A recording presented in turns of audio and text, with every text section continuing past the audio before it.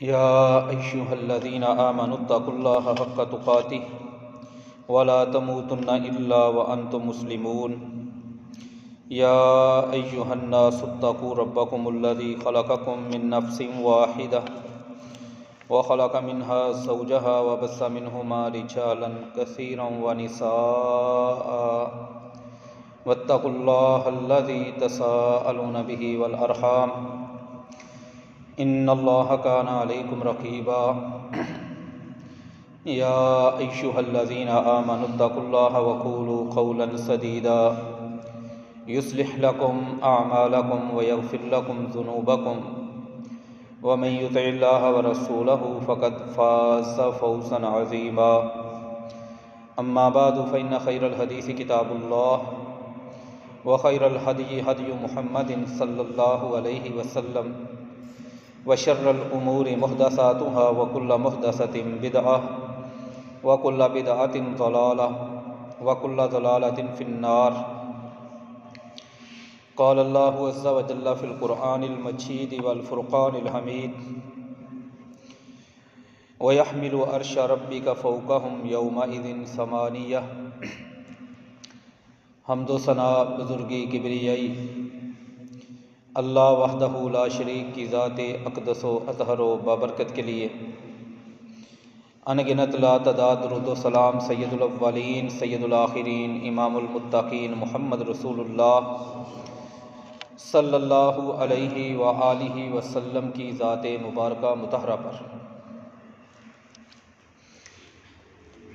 عزیز سامعین کرام، آج کا ہمارا خطبہ جمعہ اس کا عنوان اور موضوع ہے قیامت والے دن اللہ تعالیٰ کے ہاں VIP لوگ، یعنی اللہ تعالیٰ کے عرش کا سایہ پانے والے لوگ. کسی بھی جگہ پر کسی بندے کو جب VIP مقرر کر دیا جاتا ہے، ڈکلیئر کر دیا جاتا ہے، خاص مقام خاص پوزیشن اسے دے دی جاتی ہے، تو یہ خاص پوزیشن اور خاص مقام اس بندے کے لیے بھی بہت بڑا پروٹوکول ہوتا ہے اور دیکھنے والوں کے لیے بھی بہت بڑا پروٹوکول ہوتا ہے. اور کائنات کے اس پورے پروسیس کے اندر قیامت کے دن سے مشکل دن کوئی نہیں، قیامت کے دن سے سخت دن کوئی نہیں. نبی کریم محمد صلی اللہ علیہ وآلہ وسلم نے فرمایا، صحیح مسلم کی 2864 نمبر حدیث ہے، سیدنا مقداد بن اسود رضی اللہ تعالی عنہ راوی ہیں کہ نبی کریم صلی اللہ علیہ وآلہ وسلم نے فرمایا کہ تدن الشمس، یہ سورج کو قریب کر دیا جائے گا زمین سے، اور اس کی قربت بیان کی، فرمایا کہ قدر میل، ایک میل کی مسافت رہ جائے گی زمین سے سورج کی. جون جولائی کے مہینے میں جب سورج گرمی برسا رہا ہوتا ہے، ہم باہر دھوپ میں چلنے سے سفر کرنے سے بہت زیادہ خوف زدہ ہوتے ہیں اس گرمی کی شدت کی وجہ سے. ہماری فصلیں مرجھا جاتی ہیں، ہمارے جانور ہانپنے لگتے ہیں، ہم اپنے آپ کو بچانے کے لیے 100 جتن کرتے ہیں. اس وقت اس زمین سے جو سورج کا فاصلہ ہے وہ 14 کروڑ 93 لاکھ اور 98 ہزار کلومیٹر ہوتا ہے. آپ موٹے سے نقطے کے مطابق 15 کروڑ کلومیٹر کا فاصلہ کہہ سکتے ہیں، اور ایک میل کا مطلب ہے کہ صرف 2.5 کلومیٹر، کیونکہ یہ میل ہمارے علاقے کا میل نہیں ہے، یہ عربیوں کا میل ہے. ہمارا میل فاصلے میں چھوٹا ہوتا ہے، عرب کا جو میل ہے ہماری نسبت وہ بڑا ہوتا ہے، تقریباً 2.5 کلومیٹر کے برابر ہوتا ہے. تو جس سورج کی گرمی ہم جون اور جولائی کے مہینے میں 15 کروڑ کلومیٹر کے فاصلے سے برداشت نہیں کر پاتے، سہ نہیں پاتے، اسی سورج کی تپش، حرارت، حدت، تپش اور گرمی اگر 2.5 کلومیٹر کے فاصلے پہ آ جائے، اس کائنات کا کیا بنے گا اور اس انسان کا کیا بنے گا. اس لیے قرآن مجید میں فرمایا گیا اذا السماء انفطرت، آسمان پھٹ چکا ہوگا. وَإِذَا الْكَوَاكِبُ انتَثَرَتْ، ستارے بے نور ہو چکے ہوں گے، گر چکے ہوں گے۔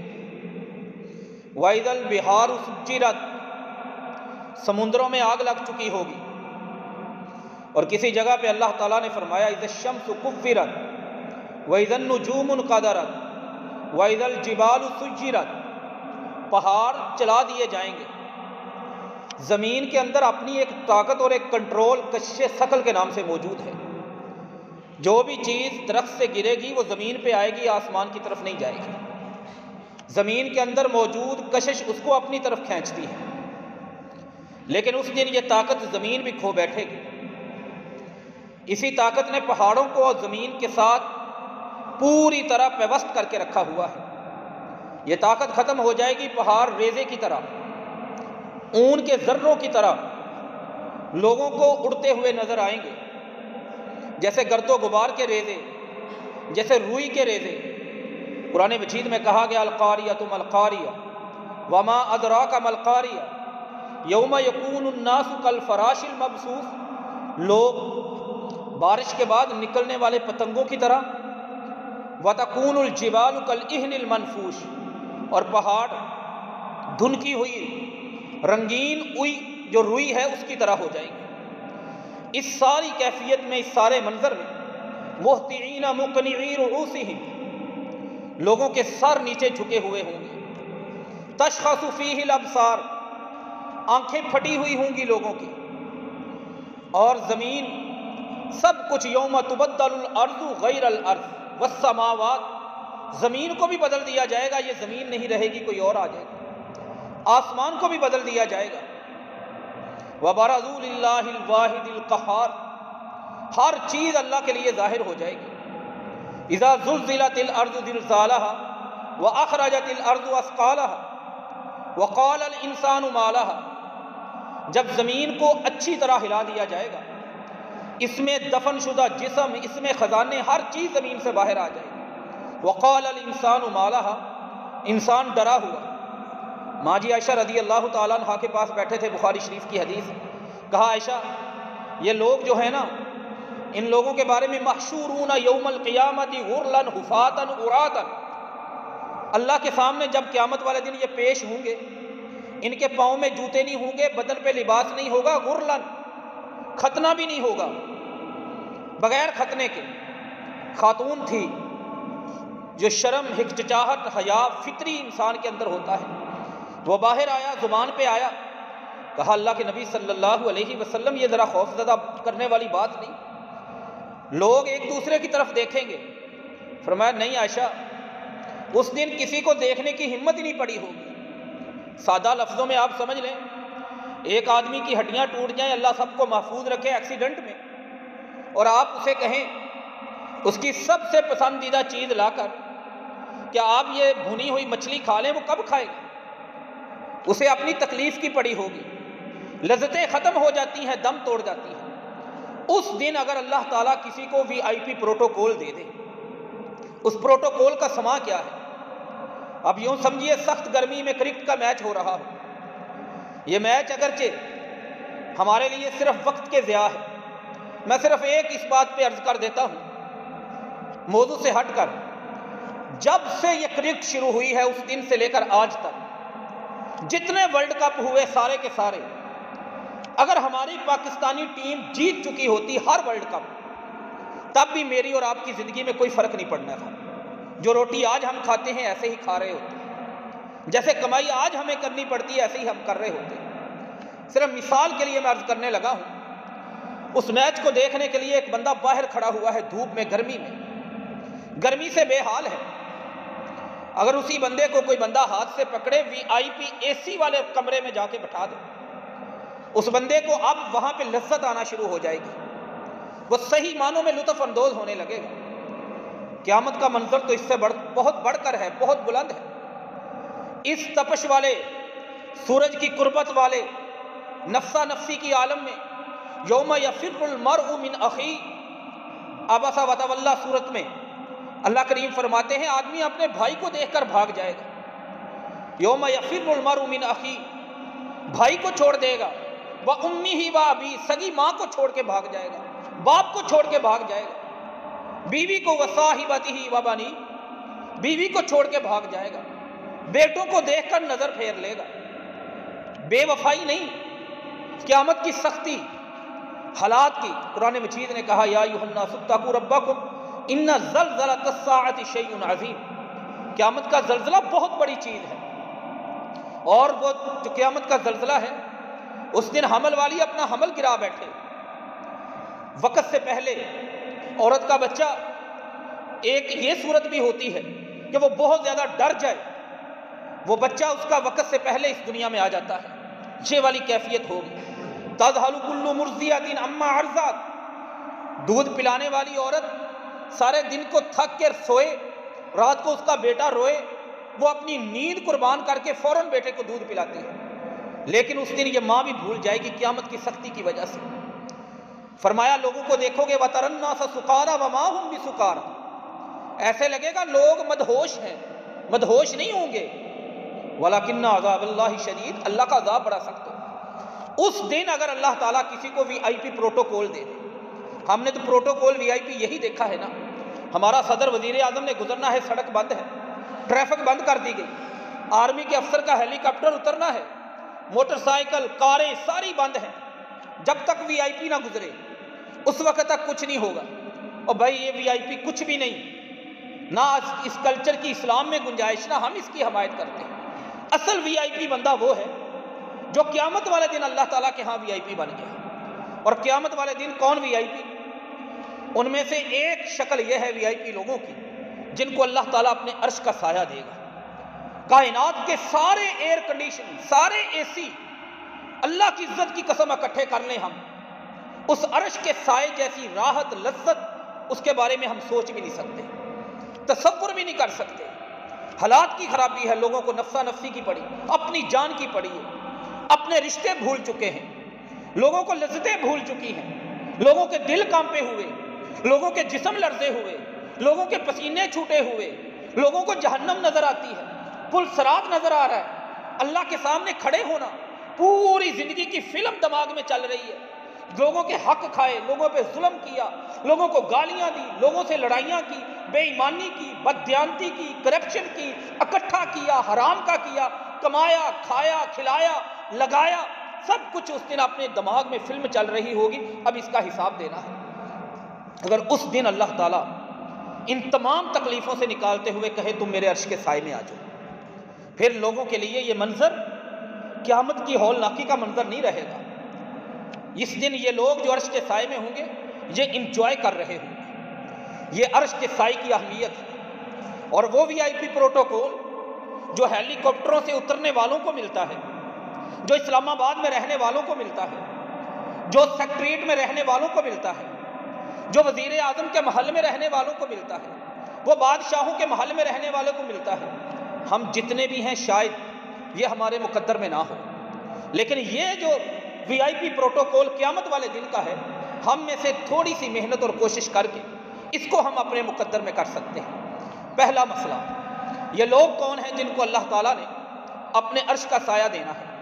صحیح بخاری کی 660 نمبر حدیث ہے، اس میں 7 قسم کے لوگوں کا ذکر ہے۔ اب جو سمجھ لیں 7 نیک کام ہیں، جو بھی بندہ ان کاموں کو کرنا شروع کر دے، یا ان میں سے کوئی ایک کام بھی اپنے ذمے لازم کر لے کہ کبھی نہیں میں نے چھوڑنا، کرنا شروع کر دے، اللہ تعالیٰ یہ وی آئی پی پروٹوکول قیامت والے دن اسے ادا کرے گا۔ صحیح بخاری کے علاوہ کچھ اور حدیثوں میں حافظ ابن حجر اسقلانی فتح الباری میں حدیث نمبر 660 کی شرح میں 27 بندے انہوں نے نقل کیے ہیں، 27 بندوں کو اللہ عرش کا سایہ دیں گے۔ یہ آگے ہم تفصیل میں جائیں گے۔ ایک اور کتاب ہے، اس میں تقریباً 100 بندوں کا ذکر ہے، لیکن روایات میں کمزوری ہے۔ ہم پہلے بخاری کی حدیث سے شروع کرتے ہیں۔ بخاری کی حدیث میں 7 قسم کے نیک اعمال ہیں، جو بھی ان کو کرے گا، یہ 7 قسم کے لوگ ہیں، اللہ تعالیٰ ان کو اپنے عرش کا سایہ دے گا۔ سبعۃ یظلھم اللہ فی ظلہ لا ظل الا ظلہ، اللہ کہتے ہیں 7 قسم کے لوگوں کو، حدیث کا ترجمہ کریں نا 5 جگہ پر یہ بخاری میں حدیث آتی ہے۔ یہ بات ذرا تھوڑی سی پیچیدہ ہے لیکن ہمیں سمجھ آ جائے گی۔ بخاری شریف میں 5 جگہ پر، صحیح مسلم میں 3 جگہ پر، لیکن کسی بھی جگہ پر عرش کے سائے کا ذکر نہیں ہے۔ اللہ تعالیٰ نے کہا میں اپنا سایہ دوں گا، اپنا سایہ۔ 7 قسم کے لوگ ہیں، لیکن ایک اور حدیث میں عرش کا ذکر ہے۔ اس لیے علماء کرام کا کہنا ہے یہاں پہ عرش کا ذکر نہیں بھی، وہاں پر بھی ہم اس سائے سے مراد، اللہ کے سائے سے مراد اللہ کے عرش کا سایہ لیں گے۔ واللہ عالم بالصواب۔ عرش کا لفظ سنن سعید بن منصور حدیث کی کتاب ہے، وہاں پہ آتا ہے۔ بہرحال اللہ تعالیٰ نے فرمایا 7 قسم کے لوگ ہیں، یہ نبی کریم صلی اللہ علیہ وسلم نے فرمایا یذلہم اللہ، اللہ ان کو سائباں فراہم کرے گا، لا ذل الا ذلہ، جس دن اللہ کے سائے کے علاوہ کوئی سایہ نہیں ہوگا۔ سب سے پہلے نمبر پر الامام العادل، عدل و انصاف کرنے والا حکمران۔ دوسرے نمبر پر شاب نشأ فی عبادت اللہ، وہ نوجوان جس نے جوانی سے اللہ کی عبادت شروع کر دی اور جوانی اس کی اللہ کی عبادت میں گزر گئی۔ 2 نمبر 3 وہ بندہ رجل قلبہ معلق بالمسجد، جس بندے کا مسجد کے ساتھ دل لگ جاتا ہے، ایک نماز کے بعد دوسری نماز کے لیے جانا اس کے لیے بے قراری بے چینی والی بات ہوتی ہے، کب اذان ہو کب میں جاؤں، آوازاری اور اضطراب والی بات نہیں ہوتی۔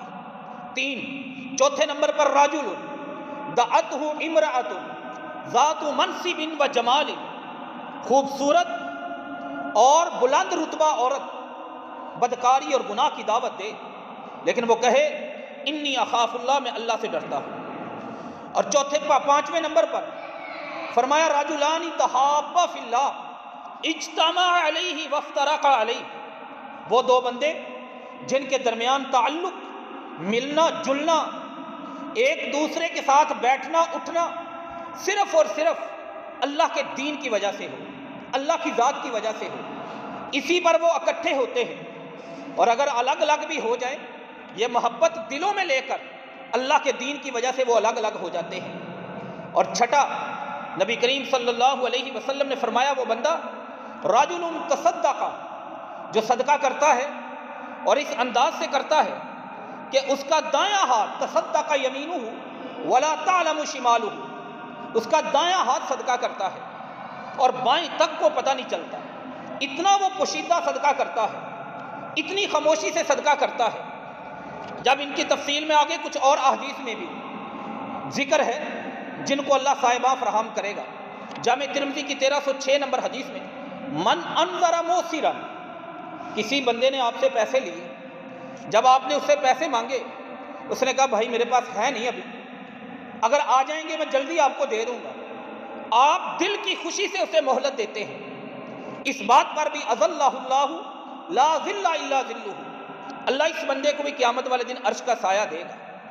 نمبر 8 نبی کریم صلی اللہ علیہ وآلہ وسلم نے فرمایا من ادى عن غریمہ، ایک بندہ ہے وہ مقروض ہو چکا ہے، اس کے پاس پیسے دینے کے لیے پیسے نہیں، آپ کو پتا چلا کہ قرض لینے والا اسے تنگ کرتا ہے، آپ جا کے اس کی طرف سے پیسے ادا کر دیتے ہیں، اس بندے کو بھی اللہ عرش کا سایہ دے گا۔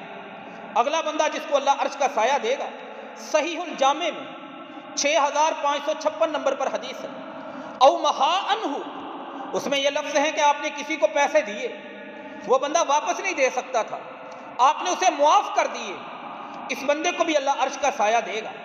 لیکن بات شروع سے کرتے ہیں، پہلے نمبر پر کون ہے جس کو عرش کا سایہ ملنا ہے؟ عدل کرنے والا امام۔ یہاں پہ جو امام کا لفظ ہے عربی میں اس کا ترجمہ کیا جاتا ہے حکمران، جس کے پاس عہدہ ہو، جس کے پاس کوئی عدل و انصاف کی ذمہ داری ڈیوٹی لگ جائے، عدالت میں بیٹھے، پرے پنچایت میں بیٹھے، فیصلے لوگوں کے اس کے پاس آ جائیں۔ الامام اس سے مراد خلیفہ بھی، حکمران بھی۔ العادل اگر یہ عدل کرنے والا ہے، اور جب بندے کے پاس عہدہ آتا ہے عام طور پر گردن میں سریا بھی آتا ہے، عام طور پر وہ اپنے آپ کو آزاد تصور کرنے لگتا ہے، اس کے پہلے نعرے کچھ اور ہوتے ہیں، ہم سب لوگ اس ملک میں تجربہ کرتے ہیں، بعد کے نعرے کچھ اور ہوتے ہیں، اپنے مفادات جڑ جاتے ہیں۔ کوئی لوگ ہم میں سے سمجھ سکتے ہیں ہم اس کیٹیگری میں فال نہیں کرتے، مطلب شاید میں تو حکمران نہیں بن سکتا، اس لیے یہ نیکی والی آپشن میرے پاس نہیں، ایسا نہیں۔ ہم میں سے ہر بندہ اگرچہ لفظ الامام ہے لیکن اس کے ساتھ عدل کرنا یہ نیکی ہے، اور عدل کرنے کے حوالے سے ہم سب کی زندگی میں موقع ہے، اور اگر ہم عدل و انصاف کو اپنا لیں، کائنات کا رب اس نیکی کی بنیاد پہ ہمیں اس درجے میں ان لوگوں میں شامل کرے گا انشاءاللہ جن کو اللہ تعالیٰ نے VIP پروٹوکول قیامت والے دن اپنے عرش کا سایہ دینا ہے۔ کیسے ہو سکتے ہیں؟ مثال کے طور پر ہم گھر میں رہتے ہوئے ایک عام آدمی کی حیثیت سے ہماری زندگی میں بڑے موقع ہیں، اگر ہم عدل و انصاف جب ہماری ذات سے جڑ جاتا ہے۔ صحیح مسلم کی حدیث ہے 1623 1624 دو جگہ پر آتی ہے۔ نعمان بن بشیر فرماتے ہیں رضی اللہ تعالی عنہ، نبی کریم صلی اللہ علیہ وآلہ وسلم کی زندگی میں نے ارادہ کیا، ان کے والد نے ارادہ کیا کہ وہ اپنے بیٹے کو ایک غلام تحفے میں دیں گے۔ کہتے ہیں نہالا ابی غلاما، میرے والد نے مجھے تحفے میں دے دیا، مطلب ایک بندہ اپنے بیٹے کو دے دیا، بیٹا یہ تیرا غلام ہے، تو چاہے تو اس سے اپنے سارے کام کروایا کر، چاہے تو اس کو فروخت کر کے پیسے اپنے پاس رکھ، یہ تیری پراپرٹی ہے۔ اس دور میں غلام بندے کے اثاثوں میں سے ایک بہت بڑا اثاثہ ہوا کرتا تھا، ایسٹ تھا بندے کا غلام اس دور میں۔ بیٹے کو دے دیا۔ امرہ بنت رواحہ رضی اللہ تعالی عنہ بیوی تھی، اور ایسی بیویاں اس دور سے آج کی بیویوں کو سیکھنا چاہیے جو عدل و انصاف اور اپنے شوہر کو جہنم سے بچانے کی فکر کرنے والی تھی۔ اس نے کہا میں تمہیں یہ کام نہیں کرنے دوں گی حتیٰ تشہد رسول اللہ صلی اللہ علیہ وآلہ وسلم علی نہلتک، اپنے اس تحفے پر جب تک اللہ کے رسول سے فتویٰ نہیں لوگے میں تمہیں یہ غلام تحفے میں نہیں دینے دیتی۔ نعمان بن بشیر فرماتے ہیں رضی اللہ تعالیٰ عنہ، ذهب ابی الی رسول اللہ صلی اللہ علیہ وسلم، میرے والد گرامی اللہ کے رسول کے پاس اپنے بیٹے کو غلام تحفے میں دیا ہے۔ بیوی اس پہ قائل نہیں، کہتی ہے جب تک آپ سے مسئلہ نہ پوچھو۔ میرے نبی صلی اللہ علیہ وسلم نے فرمایا ایک بات بتاؤ، کیا آپ نے اپنے ہر بیٹے کو ایک غلام دیا ہے؟ نہیں، اللہ کے رسول صلی اللہ علیہ وسلم اس سے پیار زیادہ ہے، اس سے محبت زیادہ ہے۔ فرمایا ایک سوال کا اور جواب دو، اتحب، کیا آپ یہ بات پسند کرتے ہیں ان یکون اولاد فی البر سواء، کہ آپ کی ساری اولاد نیکی کرنے میں آپ کے ساتھ ایک جیسی ہو، ایک جیسے ہی آپ کے ساتھ اچھا برتاؤ کرے؟ یہ تو میں پسند کرتا ہوں۔ فرمایا پھر تم ان کے ساتھ ایک جیسا برتاؤ کیوں نہیں کرتے؟ اتقوا اللہ وعدلوا بین اولادکم، اللہ سے ڈرو، اپنی اولاد کے درمیان عدل کرو۔ یہ ضروری نہیں کہ اس کیٹیگری میں فال کرنے کے لیے یا اس درجہ بندی میں جانے کے لیے، اس جماعت میں شامل ہونے کے لیے میں کہوں پہلے مجھے اپنا وزیر اعظم بناؤ، پہلے مجھے چیف جسٹس بناؤ، قاضی قضات بناؤ، مجھے سول جج بناؤ، مجھے سیشن جج بناؤ، کسی تھانے میں SHO بنا کے بٹھاؤ۔ نہیں، ہم اپنی حیثیت میں کلکم راعٍ وکلکم مسئول عن رعیتہ، ہر بندہ اپنی ذات میں ایک حکمران ہے اور اس کی رعایا موجود ہے اس کے گھر کی چار دیواری کے اندر۔ اگر وہ استاد ہے تو اس کی کلاس کے اندر، اگر وہ مدرسے میں ہے تو اس کے طالب علم، سکول میں ہے تو اس کے اسٹوڈنٹ، فیکٹری میں ہے تو اس کے ورکر، اگر اپنی سوسائٹی میں رہتا ہے تو اس کے تعلق والے لوگ، ہر جگہ پہ انصاف۔ اگر یہ عدل و انصاف سے کام لے گا، قیامت والے دن VIP پروٹوکول اللہ تعالیٰ کے عرش کے سائے میں چلا جائے گا۔ امام ابن کثیر دمشقی رحمۃ اللہ علیہ، اس عدل و انصاف کو سمجھنا ہے، حکمرانوں کے عدل انصاف۔ اگر عدل و انصاف لوگوں کو نظر آئے، نہ تو ہم ذاتیات پہ پڑھتے ہیں، پھر یہ نہیں ہوتا کہ ایک جج صاحب تھے وہ چلے گئے اور بعد میں ان کے نثار کو ناسور کہنا شروع کر دیں، لوگ ان کو گالیاں دینا شروع کر دیں، ایسا نہیں ہوتا۔ اللہ دنیا میں بھی عزت اور برکت سے نوازتا ہے۔ جبلہ بن ایہم غسان کا بادشاہ تھا۔ ابن کثیر دمشقی رحمہ اللہ تعالیٰ نے تفسیر ابن کثیر جلد نمبر 8 صفحہ نمبر 443 دمشق کی چھپی ہوئی، اس میں بڑا واضح طور پر بڑی تفصیل کے ساتھ واقعہ نقل کیا ہے۔ عمر بن خطاب رضی اللہ تعالیٰ عنہ کے دور میں اس نے سمجھا کہ اب میری حکومت نہیں چل سکتی، مسلمانوں کا حکمران بھی اچھا ہے، آرمی، فوج، لشکر کی طاقت بھی اچھی ہے، مجاہدین نکل چکے ہیں، یہ خطہ ختم ہو جائے گا۔ اس نے ایک خط لکھ کر ارسل الی عمر بن الخطاب رضی اللہ تعالی عنہ، ان کی طرف خط بھیجا، کہا میں آپ سے ملنا چاہتا ہوں، ملاقات کرنا چاہتا ہوں۔ سیدنا عمر بن خطاب رضی اللہ تعالیٰ عنہ نے اجازت دی۔ دماغ میں وہی کیفیت چل رہی تھی، روب دبدبا، سلطنت، بادشاہ، حکمران، VIP کلچر دنیا کا، وہاں سے نکلا، 50 بندے ساتھ لیے، مدینہ سے کوئی 2 کلومیٹر کے فاصلے پہ رکا، سب کو کہا ریشمی لباس پہنو، پہن لیے، گلے میں سونے کی چین ڈالو، چین ڈال لی، گھوڑوں کے اوپر ریشم کی زین پہناؤ، پہنا لی، اس میں بیٹھا عمر بن خطاب رضی اللہ تعالیٰ عنہ کے پاس، ہاں بھائی کیسے آئے ہو؟ اسلام قبول کرنا چاہتا ہوں، پڑھو کلمہ، کلمہ پڑھ لیا، کچھ دن مہمان کے طور پہ رکھا، ان کی اصلاح کی، یہ سونا مردوں کے لیے جائز نہیں، ریشم جائز نہیں، وقت بیتتا چلا گیا، سیدنا عمر بن خطاب رضی اللہ تعالیٰ عنہ نے، حج کا موسم آ گیا، شاہد الموسم، حج کا موسم آیا، حج کے دنوں میں سفر شروع ہوا، کعبۃ اللہ میں پہنچے، جبلہ بن ایہم، منذر نام منذر بن حارث، تاریخ والوں نے ان کا نام رکھا ہے، غسان کا بادشاہ غسانی، وہ طواف کر رہے تھے، ایک بڑا دیسی سا بدو سا بندہ، پھٹے پرانے اس کے کپڑے اور گھنگریالے بال، کالا رنگ، آنکھیں زرد، ناک چپٹی، ہونٹ موٹے، وہ بھی کعبۃ اللہ کا طواف کر رہا ہے، اور جبلہ بن ایہم غسان کا بادشاہ نیا نیا مسلمان ہوا، یہ بھی اس کے پیچھے پیچھے، نوجوان کا پاؤں پڑا اس پہ اور اس کا ازار بند کھل گیا، اس نے واپس پلٹا، دیکھا کہ کوئی حبشہ کا نوجوان ہے، بدو ہے، زور سے تھپڑ مارا اس کے منہ پہ، اس کی آنکھ پہ انگلیاں لگی، آنکھ کا نور زائل ہو گیا، اور نوجوان نے کوئی بات نہیں کی، اپنا طواف مکمل کیا، اور طواف مکمل کرنے کے بعد اپنے خیمے میں لوٹا، حج کے دنوں میں خیمہ بستیاں، اس کے قبیلے نے جب یہ دیکھا، غیظ و غضب آ گیا انہیں، امیر المومنین عمر بن خطاب کے پاس رضی اللہ تعالیٰ عنہ، مقدمہ کیس دائر کر دیا، کہا امیر المومنین آپ حاکم وقت ہیں، اور اس نے غلطی سے یہ نہیں کیا، اس نے اس کی آنکھ ضائع کر دی ہے۔ عمر بن خطاب رضی اللہ تعالیٰ عنہ نے جبلہ بن ایہم کو بلایا، فرمایا اس کے ساتھ مسئلہ ہے، جی اس نے میرا ازار بند کھول دیا، پاؤں آیا تھا اس پہ، یہ غریب نوجوان ہے، اس کے پاس کچھ نہیں، اور اس نے اس کو ہمت کیسے ہوئی؟ عمر بن خطاب رضی اللہ تعالیٰ عنہ نے فرمایا ایسے نہیں چلے گا، آپ اسلام قبول کر چکے ہیں، اسلام کے کچھ دستور ہیں، اسلام کا ایک اپنا کانسٹیٹیوشن ہے، آئین ہے، اس کے مطابق چلے گا، VIP آپ تھے، اب نہیں ہیں، آپ اور یہ برابر ہیں، اور اللہ تعالیٰ کے ہاں ان اکرمکم عند اللہ اتقاکم، عزت یہاں پہ نہیں، اللہ کے ہاں اس کی ہے جس کے اندر تقوی زیادہ ہے۔ آپ کے پاس دو ہی چیزیں ہیں، معافی مانگیں، اگر یہ معافی دے دے تو ٹھیک، ورنہ آنکھ کے بدلے آنکھ ہے۔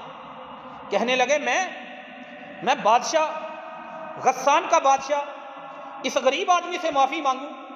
میں لے دے کے بات سیدھی کر لیتا ہوں۔ فرمایا نہیں، معافی مانگنی پڑے گی۔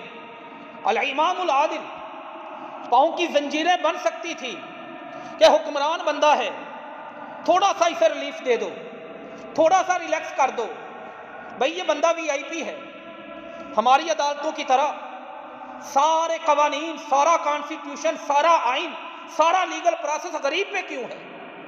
امیر خربوں کے خرب کھا گئے، باہر جائیدادیں بن گئی، کوئی بھی انصاف کے کٹہرے میں کیوں نہیں ہے؟ کوئی بھی جیل کی سلاخوں کے پیچھے ہر بندہ یہ بات سناتا ہے، ہر بندہ یہ کہانی سناتا ہے کہ ملک کو کھا گئے۔ حکمرانی سے بڑی طاقت کسی کے پاس نہیں، کیبنٹ تمہاری، کرسی تمہاری، حکومت تمہاری، آرمی تمہارے ساتھ، اور سیکیورٹی ادارے تمہارے ساتھ، جو کھا گئے ہیں ان کو بھی لے کے آؤ، ان کا پیسہ بھی نکلواؤ، اس عوام کا پیسہ ہے۔ شاید ہم انصاف کرنا نہیں چاہتے، انصاف کے رنگ یہ ہوتے ہیں۔ عمر بن خطاب رضی اللہ تعالیٰ عنہ نے فرمایا نہیں، جبلہ یہاں پہ تسلیم کرو، معافی مانگو یا قصاص دو، آنکھ کے بدلے آنکھ۔ کہنے لگے ایک کام کر دیں، صرف کل تک کا مجھے ٹائم دے دیں، میں سوچ سکوں۔ ٹائم دے دیا، رات کے اندھیرے میں جبلہ بن ایہم انصاری، وہ اپنے جبلہ بن ایہم غسانی 50 بندے لیے اپنے، رات کی رات میں وہ فرار ہو گیا، اور جا کے سرا ہرقل، روم کا بادشاہ تھا، اس کی پناہ میں چلا گیا، مجھے عمر بن خطاب سے بچا لو۔ پھر تاریخ گواہ ہے، نہ وہ رومن امپائر بچی، نہ ہرقل بادشاہ بچا، نہ جبلہ بن ایہم غسانی بچا، تینوں نہیں بچے مسلمانوں کی فوج سے۔ انصاف کی طاقت اپنی طاقت ہوتی ہے، اور جب حکمران انصاف کرتا ہے، قیامت والے دن اللہ پروٹوکول نہیں، VIP پروٹوکول دے کے جب سمندروں میں آگ ہے، جب یہ پہاڑ بڑے بڑے ہمالیہ کے، بندہ دیکھے، بندے کا آنکھیں آسمان کی طرف چلی جاتی ہیں، پہاڑ نظر آتا ہے، چوٹیاں نہیں نظر آتی، دماغ، عقل، فکر، شعور، تعلیم، تدبر مانتا ہی نہیں کہ یہ پہاڑ بھی کبھی ریزہ ریزہ ہو سکتا ہے۔ لیکن قرآن کہتا ہے فَيَذَرُوهَا قَاعًا صَفْصَفًا، زمین چٹیل میدان بن جائے گی، پہاڑوں کو روئی کی طرح وَتَكُونُ الْجِبَالُ كَالْعِهْنِ الْمَنْفُوشِ، پہاڑوں کو ریزہ ریزہ بنا کے اڑا دیا جائے گا۔ اس دن اللہ ان کو VIP پروٹوکول دیں گے۔ اسی لیے یہ انصاف یہ نہیں ہم اپنی ذات میں بھی حکمران ہیں تو یہ حدیث واقعہ ان کے لیے، میرے نبی صلی اللہ علیہ وآلہ وسلم نے کیا کہا تھا؟ آج محمد کی بیٹی فاطمہ، لو ان فاطمہ بنت محمد سرقت لقطعت یدہا، اگر آج قریشیوں جو تمہاری فاطمہ ہے نا، محمد کا لخت جگر نور نظر فاطمہ ہوتی نا، میں اس کا بھی ہاتھ کاٹ دیتا اگر وہ چوری کرتی۔ میرے پاک پیغمبر کی بیٹی چوری نہیں کر سکتی، لیکن مثال لوگوں کے اپنی ذات کی ان کے سامنے رکھی کہ یہ اگر ہوتا تو میں ایسا کر دیتا۔ میرے نبی محمد صلی اللہ علیہ وسلم انصاف۔ دوسرا بندہ جس کو اللہ نے عرش کا سایہ دینا ہے، اس میں سے ہم رجلان تحابا فی اللہ اس کو لے آتے ہیں، جس کو اس حدیث کے اندر، یہ بخاری کی 660 نمبر حدیث ہے، ویسے بخاری میں 5 جگہ پر یہ حدیث آتی ہے۔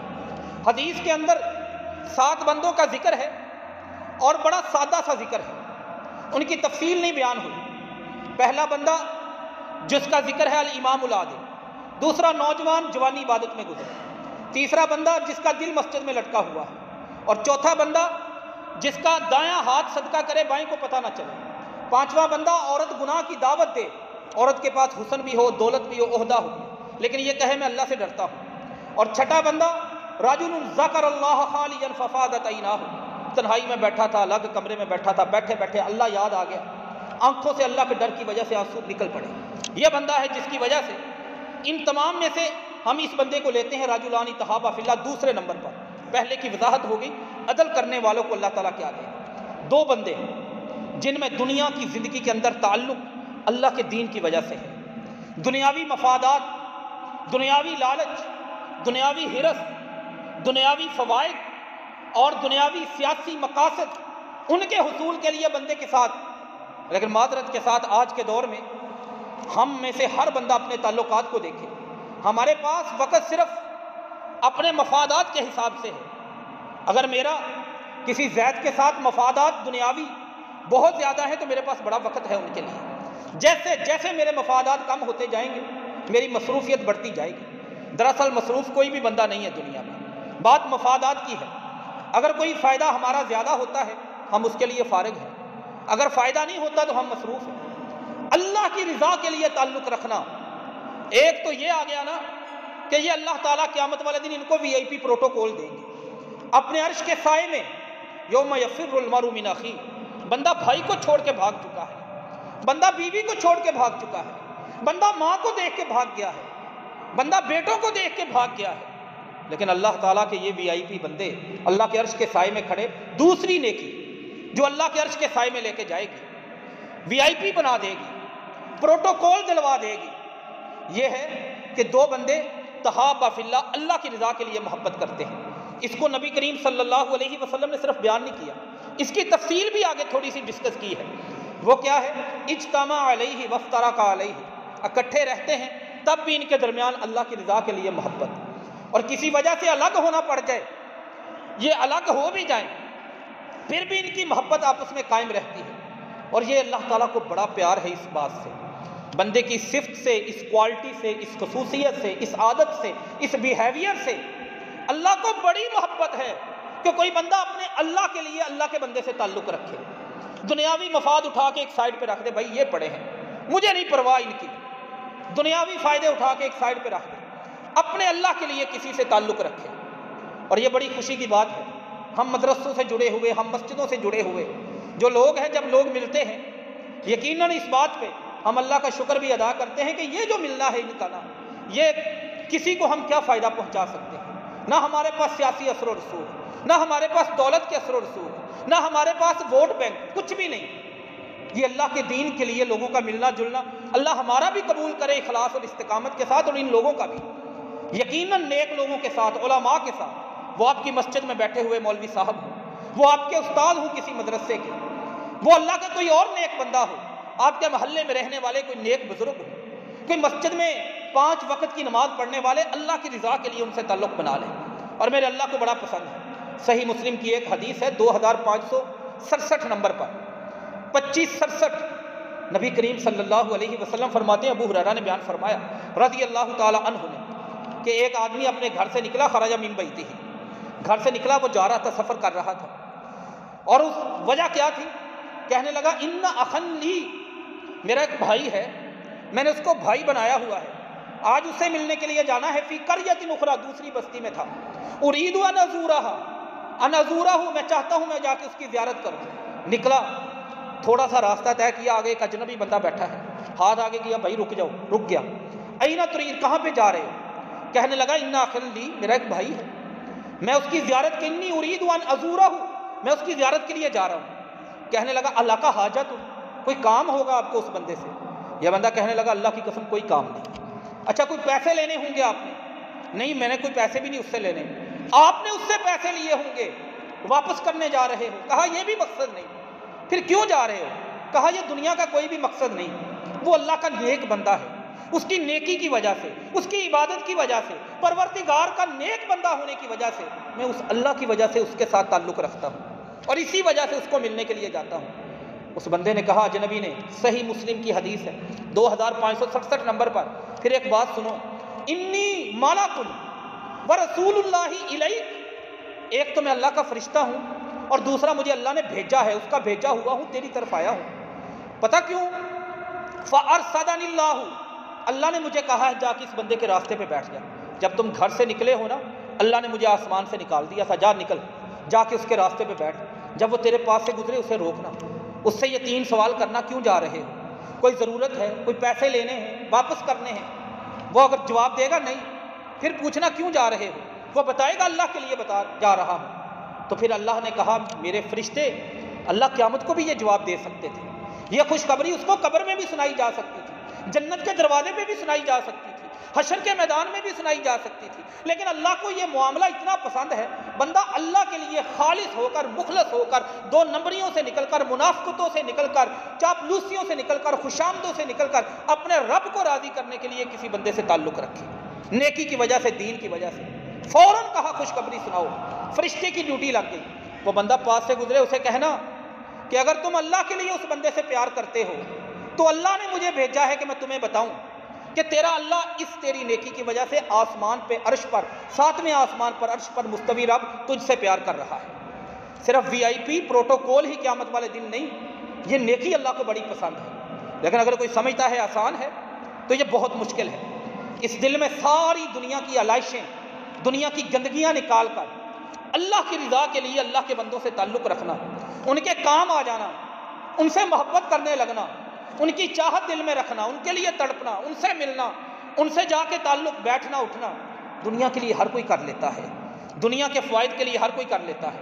ایک اور حدیث ہے اسی مسئلے کے حوالے سے، سنن ابی داؤد کی حدیث ہے، اور بڑی بندے کو حیران کر دینے والی، اور بڑی ہی توجہ سے ایک ایک لفظ سونے سے لکھا جائے تو تب بھی اس کی قیمت نہیں ادا ہو سکتی۔ 3527 نمبر حدیث ہے سنن نبی داؤد کی۔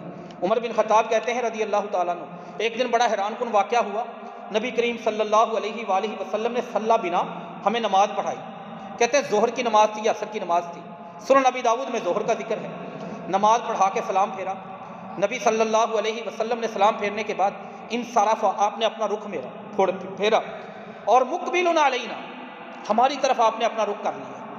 نبی کریم صلی اللہ علیہ وسلم نے بغیر کسی تمہید کے، لمبی چوڑی گفتگو کے فرمایا آج تمہیں ایک بات بتانے لگا ہوں، ان للہ ناسا، کچھ بندے ہیں اور اللہ کے بڑے اسپیشل بندے ہیں، وہ قیامت والے دن جب اللہ کے پاس جائیں گے نا، اللہ حساب کتاب لے گا تو ان کا مقام، مرتبہ اس انداز سے ان کی شان و شوکت بنے گی کہ وہ لیسو بانبیاء، نہ تو وہ نبی ہیں، ولا شہداء، نہ وہ شہید ہیں، لیکن یغبطہم الانبیاء والشہداء، لیکن ان کا مقام و مرتبہ یہ ہوگا کہ ان کو دیکھ کر سارے انبیاء، 1.25 لاکھ پیغمبر، وہ بھی حیران رہ جائیں گے، رشک کریں گے ان پر۔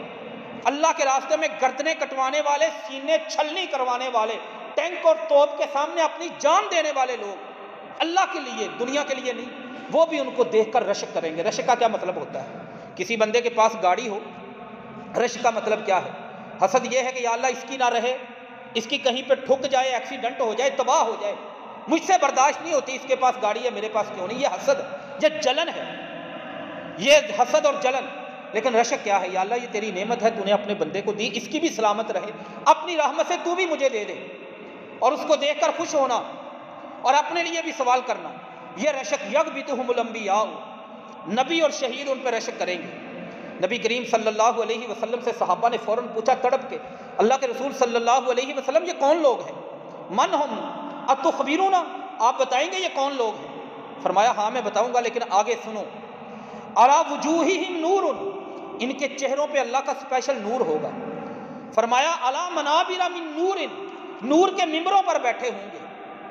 نبی کریم صلی اللہ علیہ وسلم سے پھر سوال، اتخبرون من ہم، کیا بتائیں گے یہ کون ہے؟ فرمایا ہاں میں تمہیں بتاتا ہوں، ہم جماع من نوازی القبائل، ان کی برادریاں الگ الگ، دور دور تک باپ دادا، اوپر کے باپے، ان کے درمیان کوئی رشتہ داری نہیں ہوگی، کوئی خون کا رشتہ نہیں ہوگا، کسی کی برادری وہ ہے، کسی کی برادری، زمین آسمان کا فرق ہے برادریوں میں، قوم کے اندر، قبیلوں کے اندر۔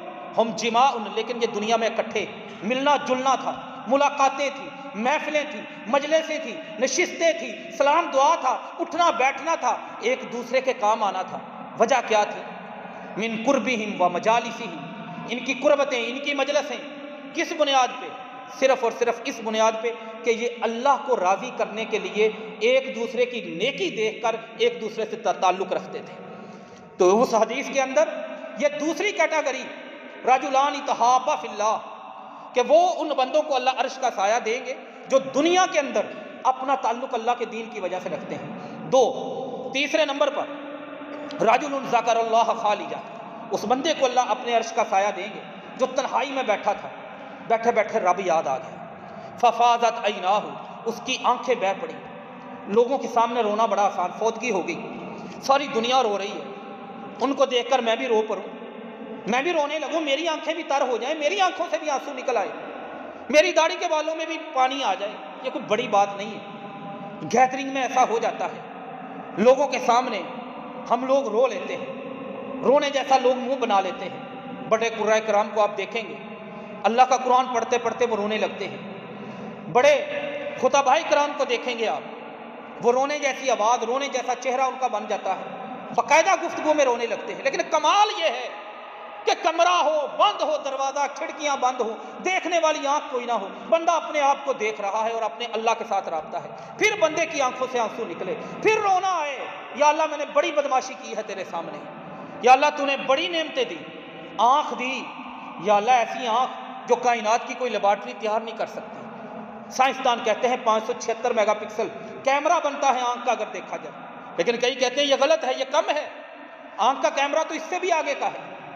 اس دماغ میں اللہ کے بنائے ہوئے خلیے نیورو سیلز، اس کی اگر لڑی بنائی جائے پوری زمین کے ارد گرد پوری آ جاتی ہے۔ بڑے بڑے ذہین گزرے، لیکن ماہرین کا کہنا ہے 10% سے زیادہ اللہ کا دیا ہوا یہ دماغ کو استعمال نہیں کر پاتا۔ یہ بندے کا معدہ تیزاب بھی پیدا کر رہا ہے، خوراک بھی پیدا کر رہا ہے کوئی ایسی لیبارٹری؟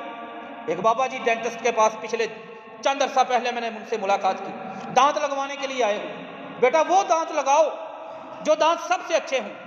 ڈینٹسٹ بھی بڑے سیانے ہوتے ہیں، کہنے لگے کون سی کیٹیگری کے نکال لگائیں؟ پورسلین کے لگا لیں، فلاں لگا لیں، سب سے اچھے کتنے کے لگیں گے؟ کہنے لگے 5 لاکھ کے۔ بابا جی کی آنکھوں میں آنسو آ گئے، کہا بیٹا جب مجھے اللہ نے 32 دیے تھے، 5 روپے بھی نہیں رب نے مانگے کہ ان دانتوں کی مد میں 5 روپے مسجد کے گلے میں ڈال دو، اللہ نے فری دیے، تم 5 لاکھ میں لگا کو دو گے۔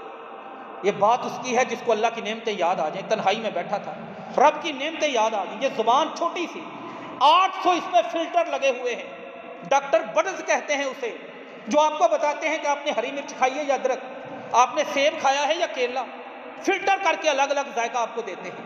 یہ کمال میرے اللہ کی نعمتیں، بدلے میں کیا مانگا ہے کہ میرے اللہ کے ساتھ جڑ جاؤ۔ تنہائی میں بیٹھا تھا، کمرہ بند تھا، اندھیرا تھا، اور اس میں وہاں پہ بیٹھ کر اپنے کرتوت، اپنے گناہ، اپنی بدماشیاں، اپنی نافرمانیاں، اپنی معصیتیں، اپنے گناہ، اپنے رب کی ناراضگیاں وہ یاد آ گئی، اور اللہ کے سامنے آنسو نکل آئے، یا اللہ تو نے پھر بھی پردے رکھے، یا اللہ اگر تو ایک پردہ بھی ہٹا دیتا لوگ مجھے چوک میں سنسار کر دیتے۔ لوگ مجھے چوک میں پتھر مارنے لگتے، لیکن یا اللہ تیری کرم نوازی ہے، اس کیفیت میں پہنچا آنکھ سے آنسو نکل آئے، یہ بندہ بھی قیامت والے دن VIP پروٹوکول اللہ کے عرش کے سائے میں ہوگا۔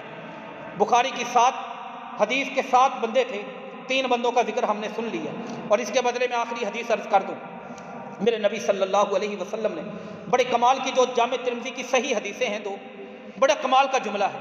میرے نبی صلی اللہ علیہ وسلم نے فرمایا کہ عینان لا تمسہم النار عین بقت من خشیت اللہ، 2 آنکھیں دنیا کے اندر ایسی ہیں، جہنم کی آگ ان آنکھوں کو ٹچ نہیں کر سکے گی، چھو نہیں سکے گی، قریب نہیں جا سکے گی۔ ان دونوں آنکھوں میں سے ایک آنکھ وہ ہے بقت من خشیت اللہ، جو اللہ کے ڈر کی وجہ سے جس آنکھ سے کبھی آنسو نکلا ہو۔ لیکن ہم لڑکیوں کی بے وفائی پہ لڑکے روتے نظر آتے ہیں، لڑکوں کی بے وفائی پہ لڑکیاں، دنیا کی بے وفائی پہ، دنیا کے دکھوں پہ رونے والوں کبھی اللہ کے لیے رو کے دیکھیں۔ عین بقت من خشیت اللہ، جس آنکھ سے کبھی قطرہ آنسو کا اللہ کے ڈر کی وجہ سے نکل گیا، کبھی جہنم کی آگ اس آنکھ کو نہیں چھوئے گی۔ اور دوسری حدیث میں 1400 سال پہلے کا ماحول میرے پیغمبر نے اپنے صحابہ کے سامنے رکھا، اس کی مثال کوٹ کر کے دکھائی۔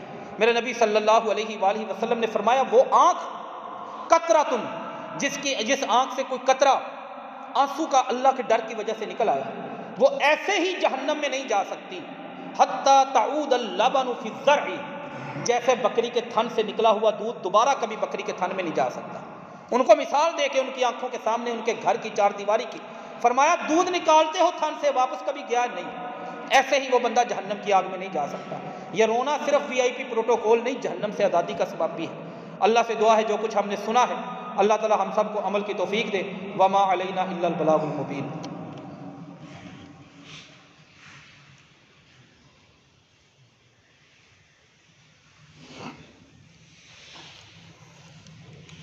ان الحمد للہ نحمده ونستعینه ونستغفره ونعوذ باللہ من شرور انفسنا ومن سیئات اعمالنا، من يهده الله فلا مضل له ومن يضلل فلا هادي له، واشهد ان لا اله الا الله واشهد ان محمدا عبده ورسوله۔ اما بعد فان خير الحديث كتاب الله وخير الهدى هدى محمد صلى الله عليه وسلم، وشر الامور محدثاتها وكل محدثة بدعة وكل بدعة ضلالة وكل ضلالة في النار۔